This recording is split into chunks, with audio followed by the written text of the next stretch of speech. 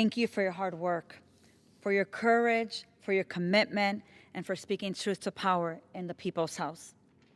You know, Speaker, I look around and I look at every single chair here, and I think about the fact that members of Congress, every one of us represents about 700,000 people, but together we represent every single person that lives in this country. That's got to be the greatest honor and privilege for anyone to be able to serve humanity in this way. And so it's important for me as we think about the people's house, about the fact that we went 43 days without session. The Speaker put us into recess, and some of my colleagues were not even in their district. But here we are 43 days later on the fourth day of this week of session.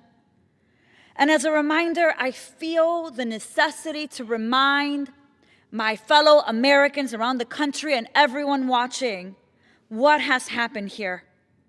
And so as a reminder, Republicans' big ugly bill perpetrated the greatest transfer of wealth from working people to the ultra wealthy in American history.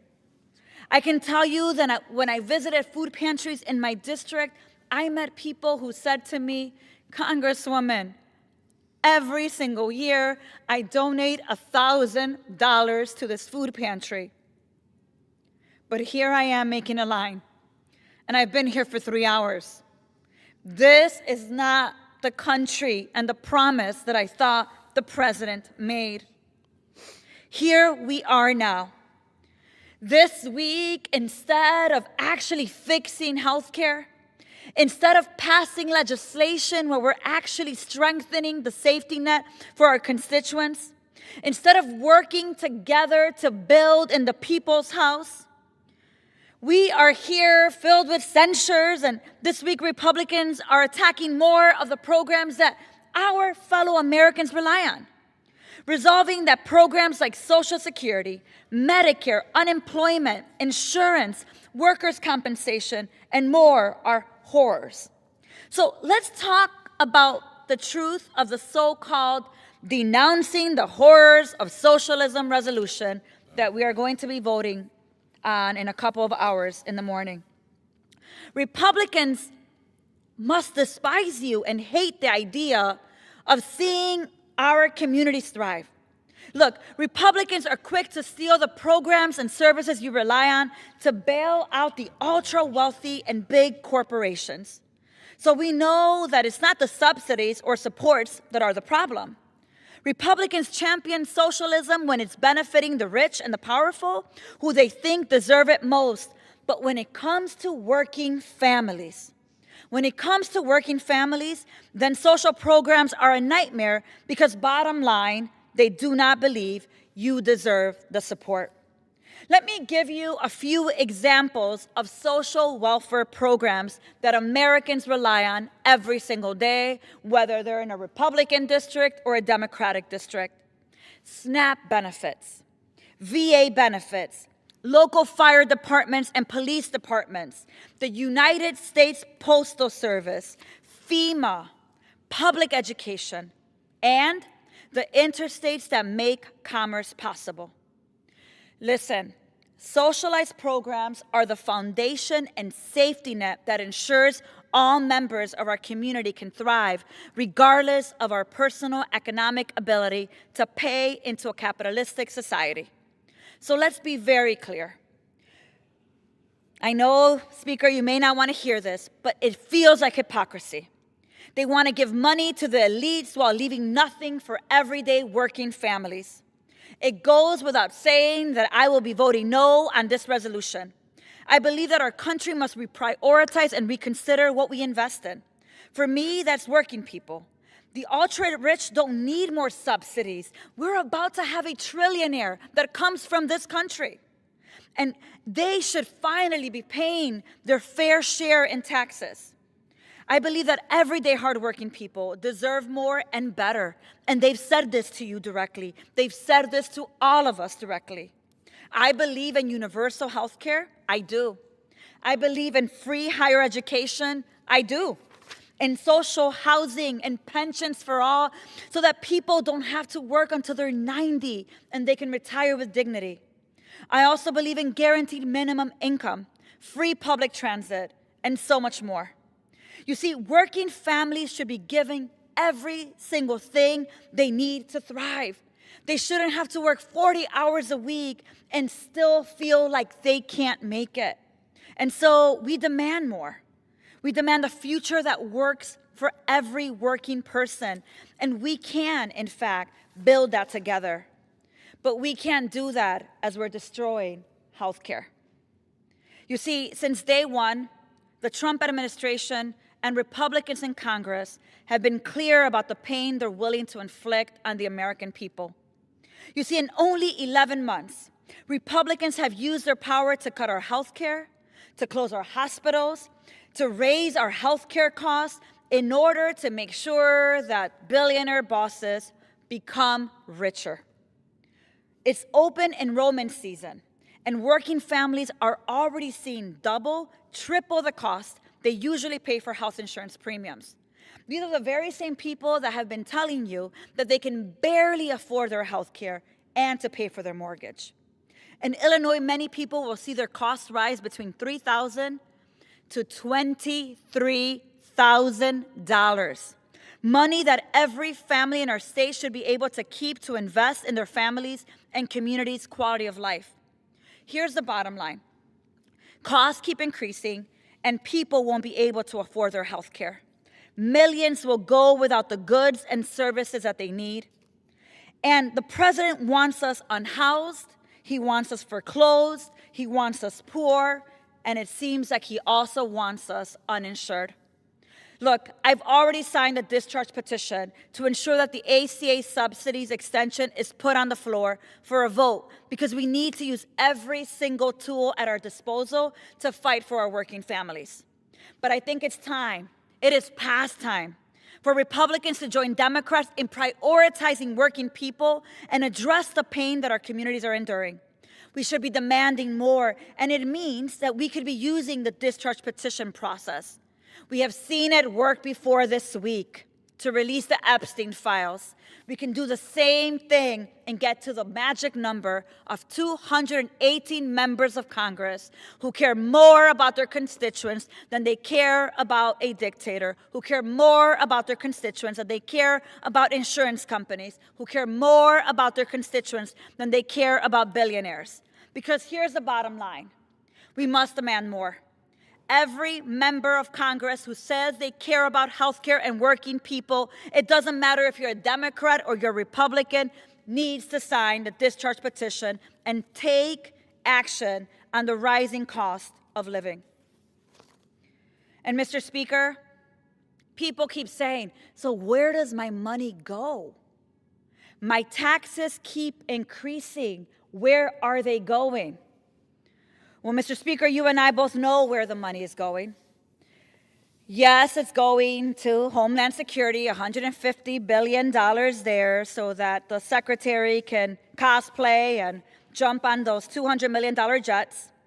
But it's also going to other parts of the world to pay for bombs. And so I want to talk to you about a bill that I introduced a few months ago. It's called Block the Bombs Act. Whether you are a Democrat or a Republican, it must frustrate you that our government is using your money, your dollars, your taxpayer dollars, so that someone else can use them in another country and bomb women and children. Look, I've been clear since the beginning of the ceasefire in Gaza and Israel that Netanyahu and Trump are a lethal, unaccountable duo that cannot be trusted. In the time since the most recent ceasefire agreement, the Netanyahu government has continued to bomb Gaza, including refugee camps, restrict the movement of humanitarian aid, move to annex the West Bank, and has continued to arrest Palestinians without charge. All while Netanyahu continues to lobby the U.S. for more and more of your money so that they can get more weapons unconditionally.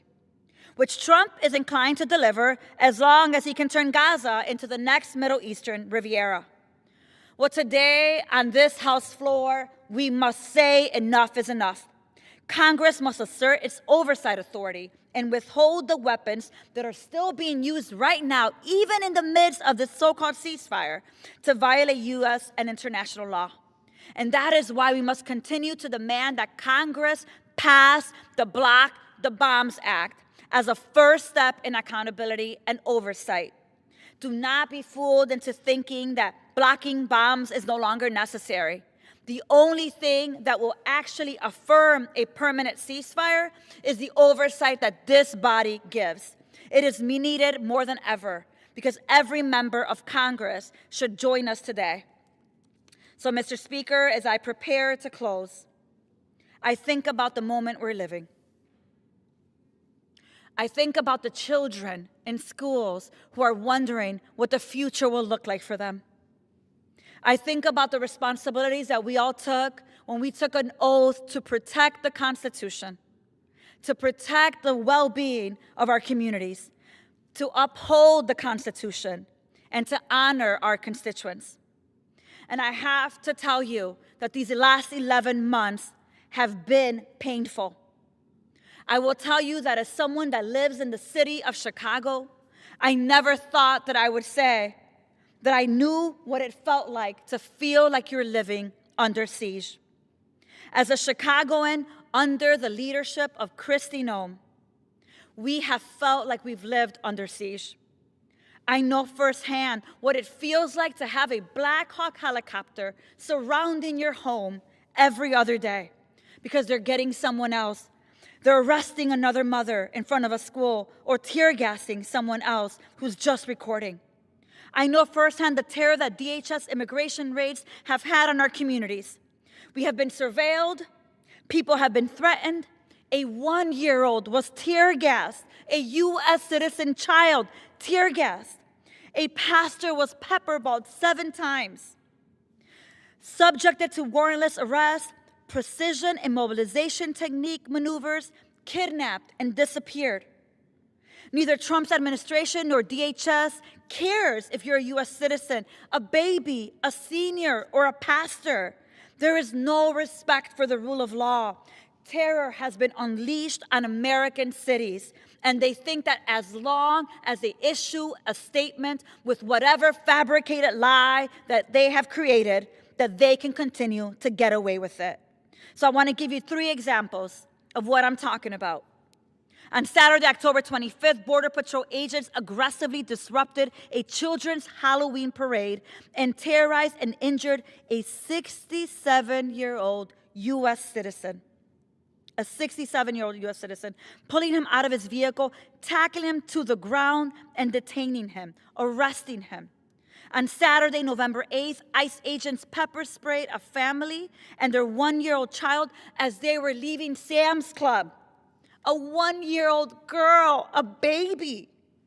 On Friday, October 10th, an unmarked vehicle driven by federal agents crashed into Diana Figueroa's vehicle, and they exited the vehicle with weapons drawn to her to forcibly drag her out of her car and arrest her, a U.S. citizen. So here is my question to my colleagues in the People's House. If DHS cannot be held accountable, if we can't do our oversight work, if we're obstructed from conducting oversight, if they are systematically undermining our civil rights and perpetrating violence in our communities, then what is Congress's responsibility? Let me say this. The answer, Mr. Speaker, is very clear. We must strip away every tool they are using to terrorize our communities. We can start with the taxpayer dollars they are using to harm Americans. It is time for us to begin defunding ICE. With that, Mr. Speaker, I yield back. The gentlelady yields. The chair recognizes the gentleman from California, Mr. Kiley, for 30 minutes.